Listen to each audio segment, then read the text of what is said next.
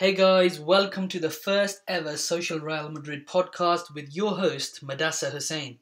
On today's show, we preview week 29 in La Liga as Real Madrid take on Granada. Some of the things we want to talk about is the return of James Rodriguez, what it means to Real Madrid. A positive international break for once, thank goodness Real Madrid did not suffer any serious injuries. Any of the key moments when the last time these two sides met, which was back in November when Real Madrid thumped Granada 4-0 in their backyard. Of course, James Rodriguez scored a brace that night. We preview the game. I'll tell you some of the things that I want to see in this game on Sunday night. And of course, the capture of Danilo from Porto. So that's all on today's show. Please do stay tuned. So let's start with the return of Golden Boy James Rodriguez. Of course, you'll remember he suffered that fractured metatarsal on the 4th of February versus Sevilla. He was doing really well in all competitions. He had 12 goals and 9 assists. And since he's missed 9 games for Real Madrid, and since he's been missed, Madrid have lost 4 games and have drawn one of those 9. And in fact, out of the last 5 games in all competitions, Madrid have only won 1 game. And that, of course, was that mediocre 2-0 victory over Levante. I think the midfield is looking rather flat, especially Toni Kroos, which is imaginable because he works his socks off every game. In recent weeks, he's looked really flat. The return of James, he can only help Ancelotti rotate, which would mean the legs would be fresh. For example, Isco, Modric and Kroos, he could rotate with them. But what I want to see is when James does return obviously to full, it'll take him a couple of games, but when he does return to full fitness, I want to see James and Isco play together. I want Bale benched, especially in this kind of form. He's struggling to deal with the pressure at the moment, but will it happen? Will Florentino let it happen? God knows. But that's what I want to see. I want to see James and Isco together. Recently the teams that have been playing us have found out a way. They close us down. They rush us for space. You don't need a player of Bale's caliber for that. You need Isco and James, I feel, who can work in those tight spaces. They understand the game and they know how to control the tempo.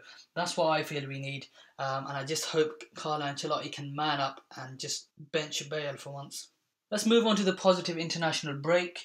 With the exception of Pepe's thigh injury, of course, he suffered that during the Clásico, and Bale's muscle strain. It was a pretty successful international break for once.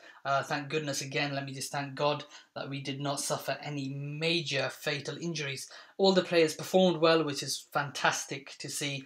Particularly Bale scoring twice against Israel. Seemed confident, seemed happy, which is always good. Isco played really well for Spain. And Khedira also seems to be a different player playing for Germany.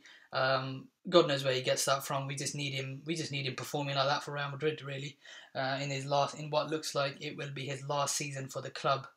But yeah, just what the doctor ordered, just what Florentino Perez wanted, just what Ancelotti wanted, just what us Madridistas wanted. No serious injuries. Now, I just want to look at the key moments when the last time these two sides met in November. The midfield. To me, the midfield is the most important area of the pitch. It's where games are won and lost. It's where the greatest teams, I feel, in the past have starved the opposition of the ball and where they've really dominated football matches. In that game in particular, I just want to point out that the midfield was everything. It was the real deal. 64% possession Real Madrid had that night. Another thing I want to point out is there was no Gareth Bale that night on the 4-0 victory. He was injured, obviously, at the time. So Ancelotti played a 4-4-2 formation, and it was a perfect display of football. I think Ancelotti should go with a 4-4-2 again. This 4-4-3 isn't working in recent weeks. See Cristiano and Benzema up front, and if Bale isn't past fit on Sunday, then I personally want Hesse and James to play out wide, and obviously with Toni and Luka Modric in the centre. More control of the game, and I think we'll see a really good victory. A few things I want to see during the game now itself. Obviously Pepe is going to be out for 2 to 3 games, so Varane and Ramos are going to be together in this centre of defence. hasn't been the most solid combination, and it's surprising because Varane, I personally feel that Varane is the best defender at Real Madrid, yet he hasn't looked anywhere near his best, and that's rather disappointing and worrying for me. And I think it's down to that he needs more playing time. Simply, he's a young lad.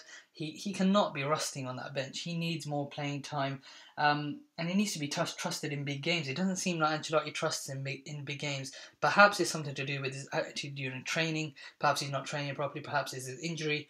But it really doesn't make sense to me because technically he's fantastic, I think. Confident. I want to see confidence and attitude, a change in confidence of attitude of Cristiano and Gareth Bale, of course, if the Welshman plays. Cristiano specifically, since, post-Irina breakup, he hasn't been the same at all. Moaning, sulking, the same Man United Cristiano that we were used to. And it's worrying to see, really. Bale suffering due to Madridistas at the Bernabeu booing him, really. I just want to see a positive performer. I just want to see a smile on their face. I want to see them laughing. I want to see them playing really well. Hopefully, time away from the Spanish capital will have helped them both, and I'm hoping both of them score. All in all, I just want to see a reaction.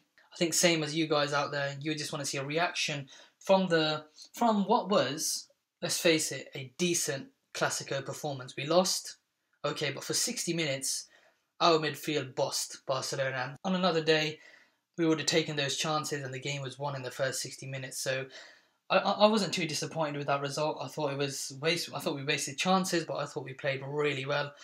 Just got to put it behind them. React and say, come on, Barcelona, we're coming for you. Hammer Granada, take it from there. That's what I want to see. And of course, the capture of Danilo. Congratulations to all Madridistas for that. Who is he, for those who do not know? 23-year-old right back. Moved from Santos to Porto in 2011. He's an international for Brazil already, 13 caps. So we signed him for around 31.5 million euros plus add-ons. Barcelona really wanted him. There were reports in Catalan papers that they're going to use the friendship with Neymar to try and lure Danilo in, but of course now they are stuck with Douglas. Let's all laugh at Barcelona for a moment. But yeah, Perez clearly wants a youthful squad and continues building with this Danilo signing, and I think it's a fantastic signing. Obviously, Carvajal may feel a little threatened. Arbeloa hopefully will be leaving the club. And look, I've tweeted it many times, and I'll keep on tweeting it. Real Madrid are struggling this year because of a lack of quality in depth. If you want to battle for the treble, you need two quality players in each position. Real Madrid do not have that in Arbeloa. Danilo will give them that. Danilo or Carvajal, either way, Real Madrid will have a quality backup. At the moment, I just had a look interesting stat. Real Madrid average age this season, the squad is 26.2. Obviously, Casillas will be leaving, Arbeloa will be leaving, and obviously youngsters will be coming in as well, the likes of Asenio and Ødegaard. So that will obviously lower that average age, which is always good. And obviously the future of Jose Gaya at Valencia seems to be, he seems to be going to Real Madrid as well. That would be another fantastic signing. De Gea also, another youngster, as Iker Casillas and obviously La Rojas, long-term replacement. Can we get him in as well? I really hope so.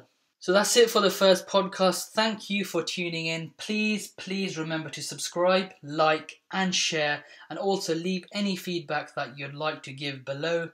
I've been Muddassir Hussain, and I will catch you soon.